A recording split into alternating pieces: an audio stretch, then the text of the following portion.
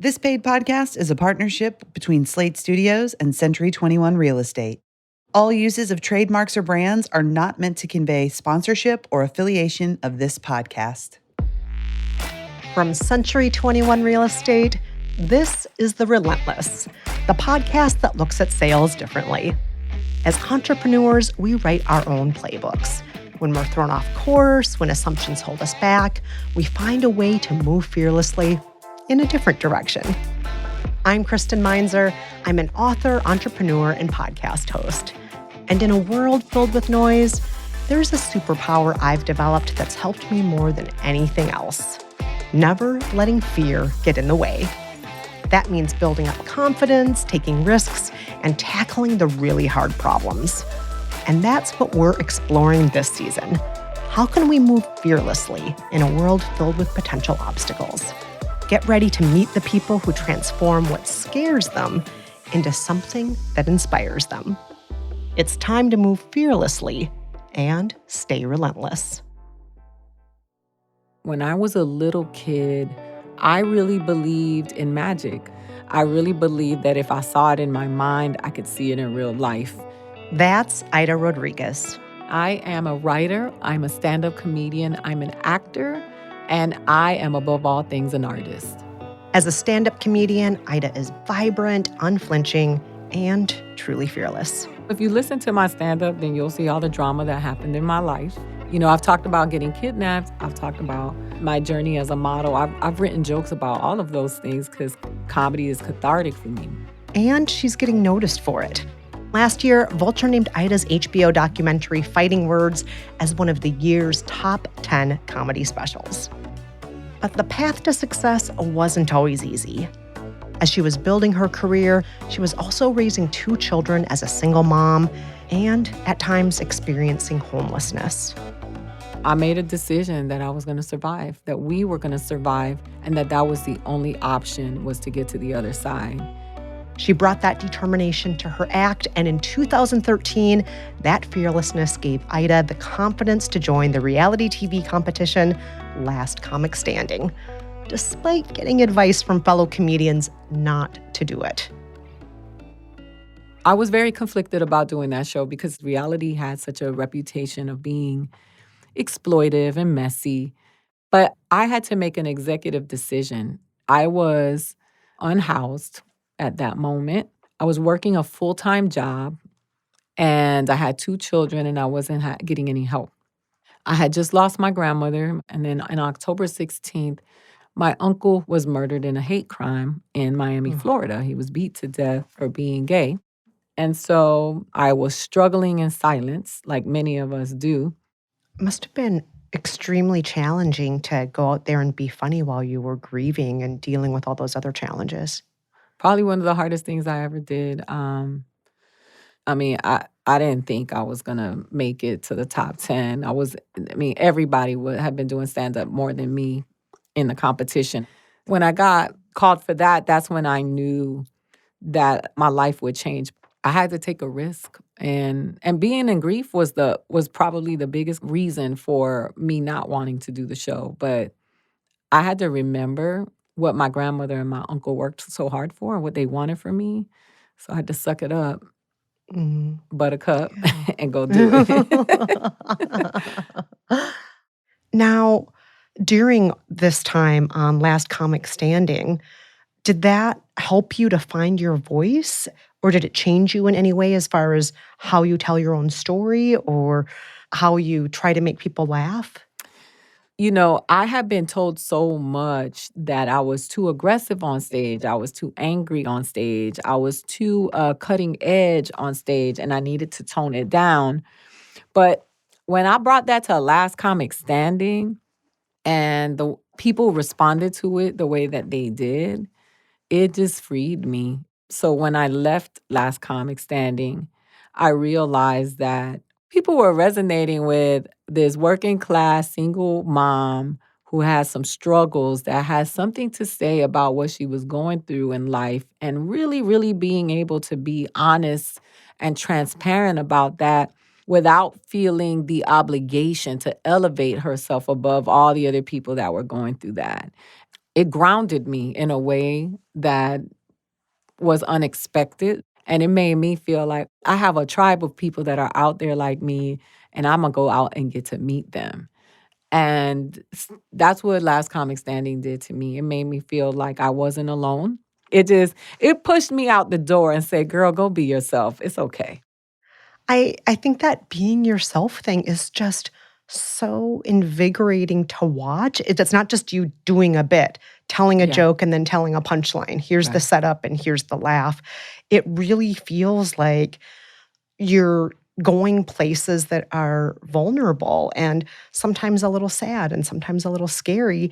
And on top of that, I have to bring up your HBO special, Fighting Okay. Words, Oh, which is yes. Thanks. so excellent and everybody needs to watch this.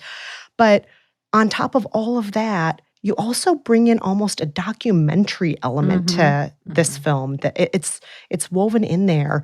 We hear your story. We hear moments that feel confessional, but then we also get to meet the characters in your stories. Mm-hmm. We see you meeting your father and Mm-hmm. several siblings for really the first time, and I gotta say, it just shows how much being yourself really delivers that emotional punch. It really does. Yeah, it was I'm scary. I imagine it must have been really scary, right? Yeah, it was very scary. It was during the pandemic. So there was the primal fear of not wanting to get sick and die. And then there was, the creative fear of what does this mean? You're going to go out. These audiences are weird right now. People are wearing masks. The country's divided. So much stuff going on.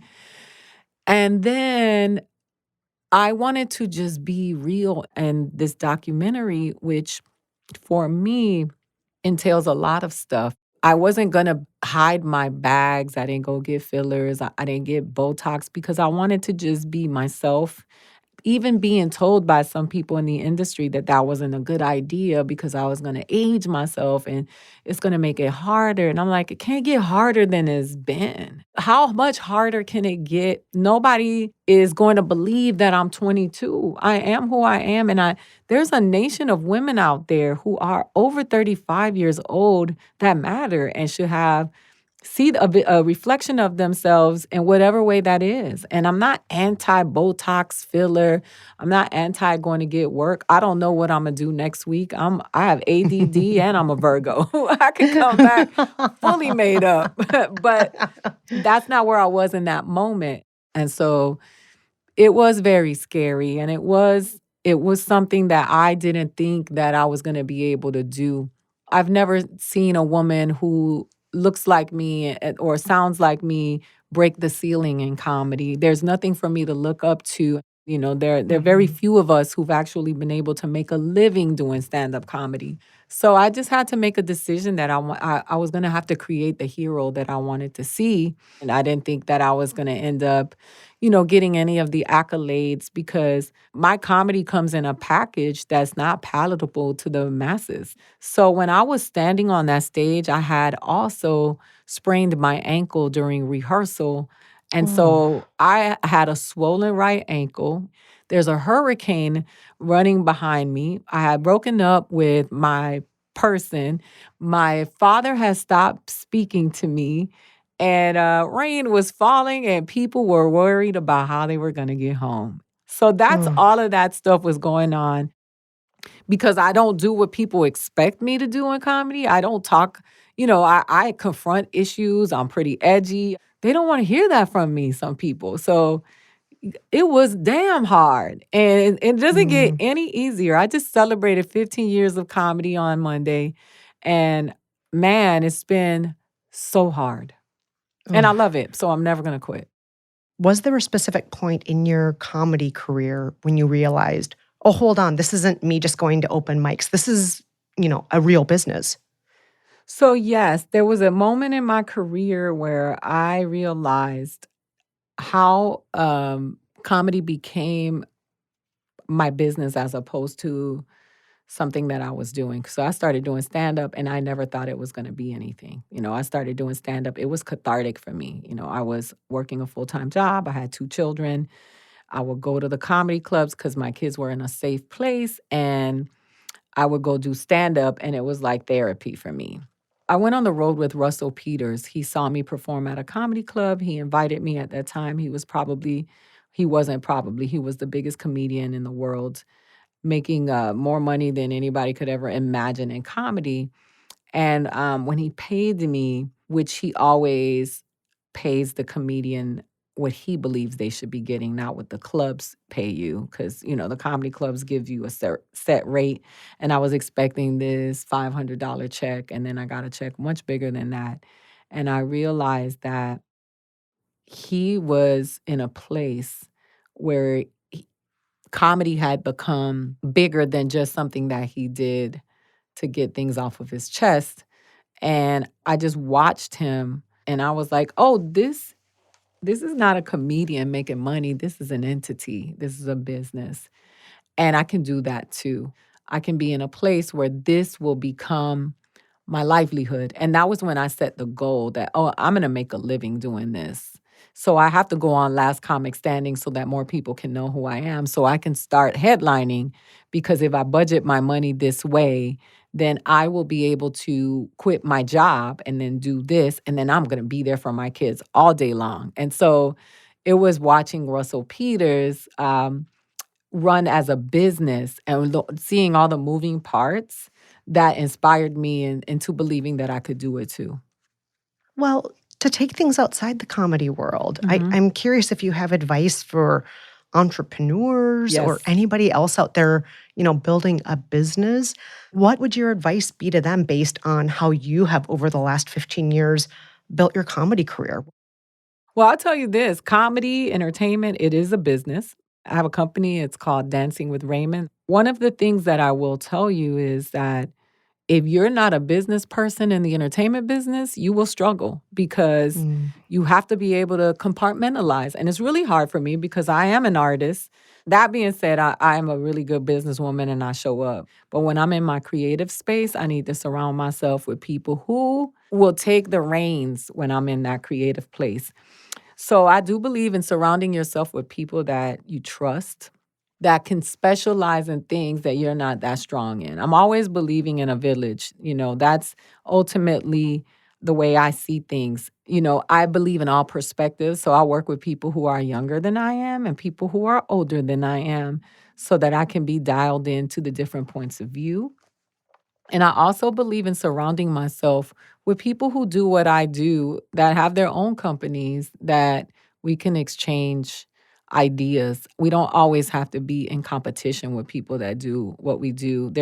If you understand economics, there's room for us all. I think it's important to understand that you can coexist with a competitor, if you want to call it that, but that can just be an ally, someone that does what you do, and you can both thrive, and you're stronger that way.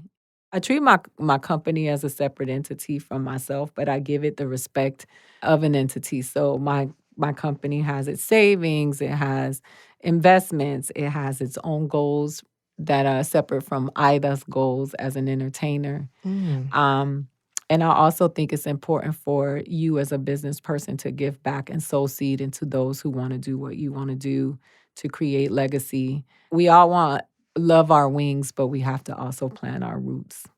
Absolutely. Everything we've talked about today, there is one change and one challenge after another. Change in career, change in Yeah. family structure, um, change. And you've obviously been able to not just survive, but thrive through a lot of changes.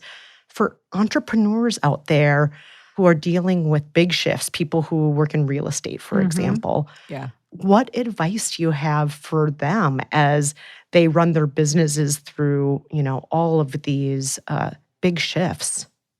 So first and foremost, take care of yourself. Make sure that mentally, spiritually, and emotionally you are taking care of yourself. We have a very unhealthy perspective about what thriving in this country is, which is beating ourselves up. And I went through that, certainly working so hard that I wasn't getting any rest, thinking there was honor in that. And what there is honor in is doing good work, providing good services, running a sound company. I think that just like we as individuals can sit down and think about what we want to see for ourselves, we have to also do that for our companies. And we have to separate ourselves from that as individuals and say, how would you like to see this company thrive? And what do you want it to say in the world? And I know that sounds very airy, but it's the truth. When I sat down and I said, listen, Dancing with Raymond is going to be a company that is a media house, is what it is. And it's going to provide content that focuses on groups of people throughout the world that have not seen themselves in media. And if the stories are good and the stories are real and they're grounded and connected, all people will watch it. And so that's a very different mission than either the stand-up comedian and the individual and the person and the mother. Just sit down and think about what vision do I have for my company? What about when I retire? Who's going to run it?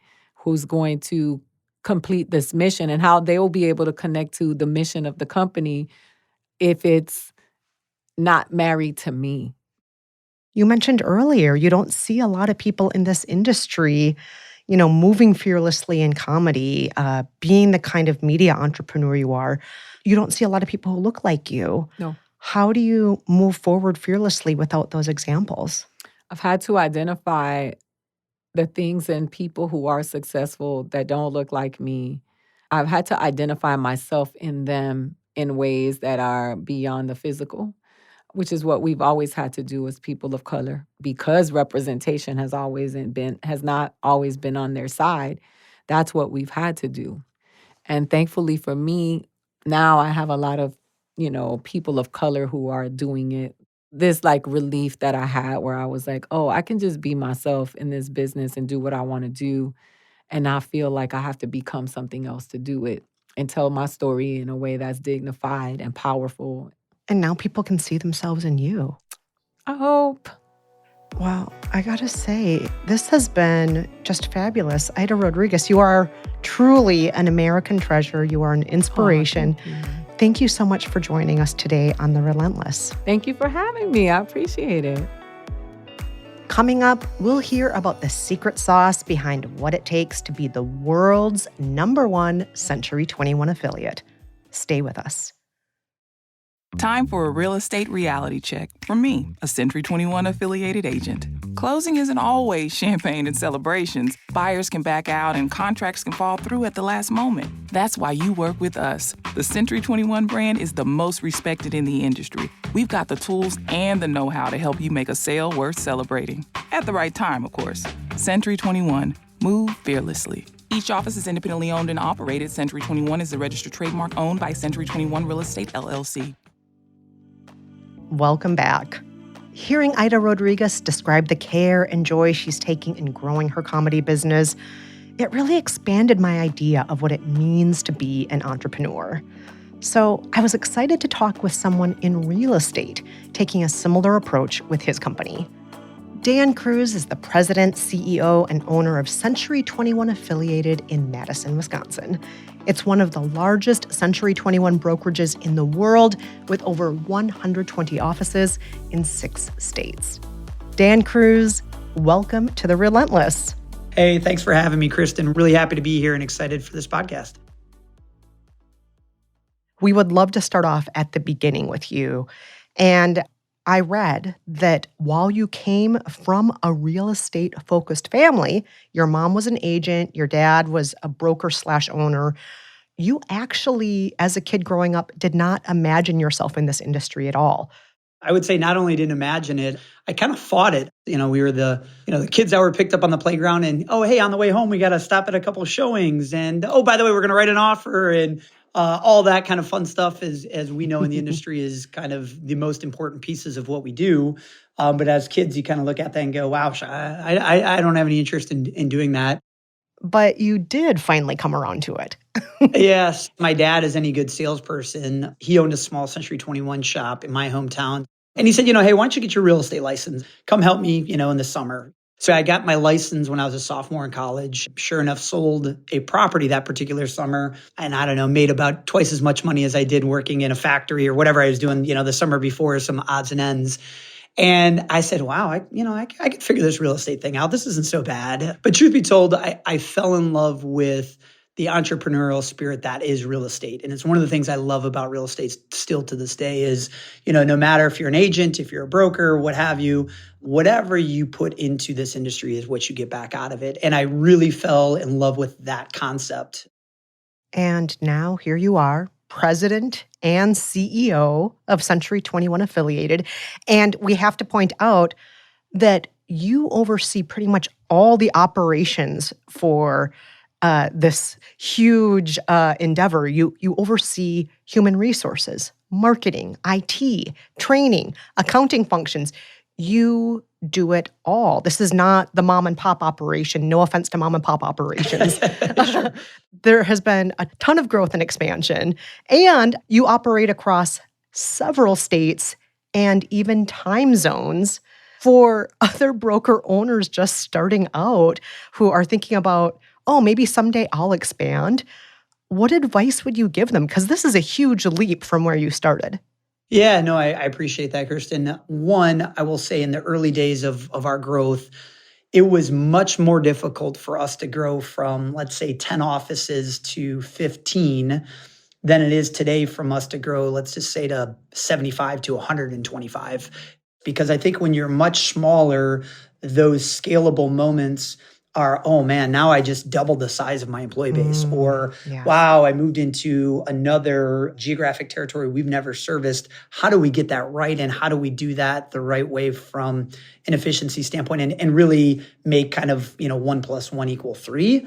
We really do a kind of hub and spoke model, if you will, where the hub is, marketing, website, HR, tech support, all the stuff we feel most broker owners either don't love or aren't good at. And we try to centralize those and do that with very specific people that are really good at those particular roles. And as we move into new territories, we can then go in and say to that broker owner, listen, we know you are really great at recruitment of talent, retention of your agents, being able to go out there and sell and procure relationships. But you probably don't enjoy wearing all these different hats of accounting and social media and back office and events. Let us take all that off your plate and let you focus on what you're good at. That concept has really proven to be very strong for us. And the people we go in and either, merge with or acquire or partnership with love the concept because then they get back to why they fell in love with this business. And most people started a real estate company or got involved with it because they love all of those aspects of people and growth and retention and recruiting. Most of them didn't get into it to, I got to worry about payroll this week and all that kind of stuff. And I really love accounting. That's why I did this. Exactly. So that model for us, Kristen, has really been what has given us the ability to scale at a quick level and do it in the right way. It's probably been one of the things that we're very proud of how we've kind of adapted and evolved the company over the last 15 years. Do you have one specific example, a success story or a challenge related to the hub and spoke model? A big piece of the success we found with it is when we go in and there's a trailing broker, a small broker, and one of the networking areas we were in, and we decided to bring them in and they became a partner with ours in a small geographic territory. But they were wearing all these hats. And I remember when we talked to them about our hub and spoke model of us being able to come in and take things like payroll and HR and web design all off their plates.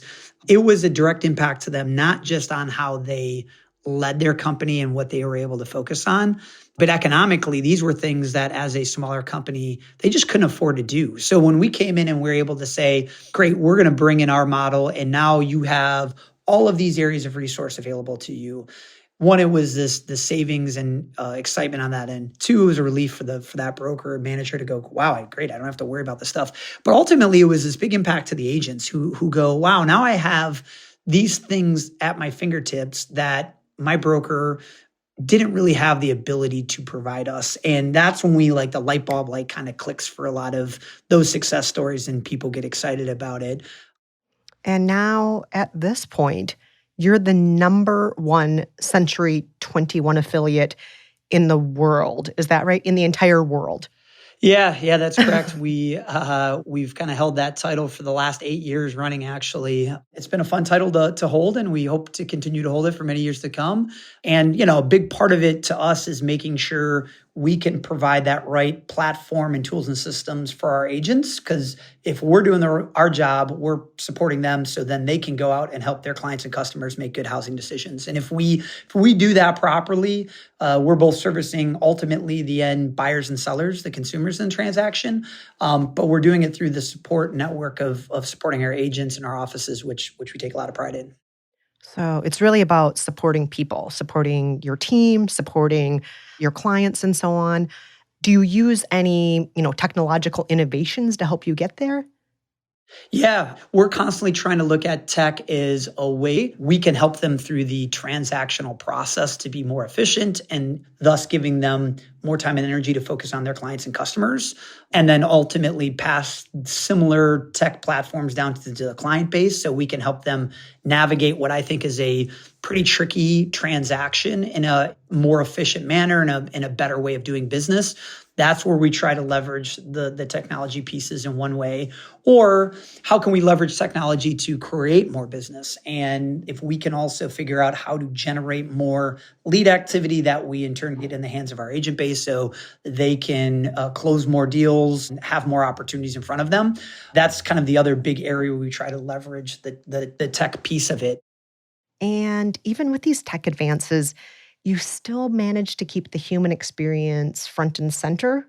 Yeah. One of the big areas we focus also a lot of time and energy on is how do we continue to recruit and attract the right talent and the right people, and then base our company around those people to help us continue to grow and carry forth what we think is a pretty special thing. Yeah. But throughout all of this, there are some things that stay the same, but there are changing needs that consumers have. The pandemic changed what some people's needs are. The state of the economy changes what certain consumers' needs are. How have you and your company evolved to support those changing needs? Yeah, that's a really good point and question. I had the very real question of, well, what does this mean for our industry? Will people never want to go look at a house again the same way they looked at a house in the past? Is housing going to be as important? Are we all going to not buy anything for the next 5 years? We had so many unknowns that were taking place just throughout the world at that point.